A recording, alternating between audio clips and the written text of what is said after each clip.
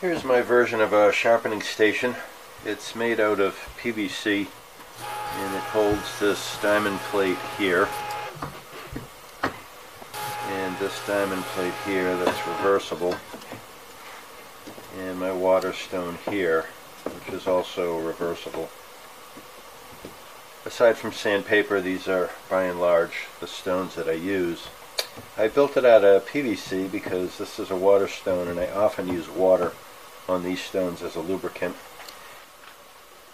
I have a cleat down here so that I can push against this thing and it'll stay put, and it's 3/4 of an inch thick, so if I had to I could put it on a flat surface like so.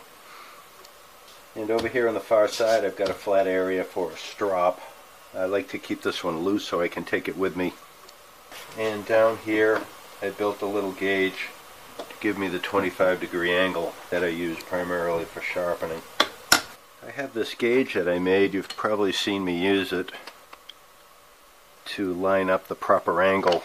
This is a useful gauge, but it kind of needs 3 hands. You have to hold the blade in the jig and then you have to line this up and keep it centered and square up against the jig on that side. So I think it'll be a little bit more convenient to have that in something that you don't have to hold. That way you have 2 hands, one of them's controlling the jig, the other's holding the iron. PVC is really easy to cut and work with.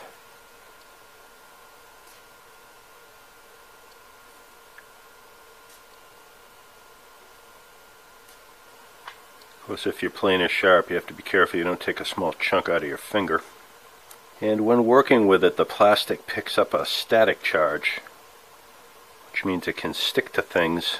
It's helpful to keep a damp rag or damp things around because the water dissipates the static charge. And once they've been dampened, they don't stick anymore. To get into nooks and crannies, you can dampen a paintbrush, and same thing, just brush it out, and the static charge makes it a lot easier to deal with. So certain things you gotta make sure you dry it, of course. And this dampened rag also works on your clothes. Sometimes I cut on the table saw and I get this white stuff all over me, and you can just use it to brush your sleeve, and as it gets damp, the static charge is dissipated, the stuff falls to the floor, you can sweep it up, throw it away. And I made it out of PVC because I had it. This is all scrap material, and I just use a super glue to put it down. And super glue works really well with PVC. I put together this bracket to hold my camera years ago, and this is just 1/4 inch thick PVC, and I polished the edges, super glued it together, and it's been holding together fine. I milled a little hollow in here to get your finger underneath to remove this. This is a piece of steel. It is very heavy. And being PVC, this thing cleans up really easy. And for the record, this is a diamond plate. That's a 400 grit. And this stone, the blue side, they give it to you in mesh and microns, but it turns out to be about 390 grit. So these two stones are very similar in terms of abrasiveness.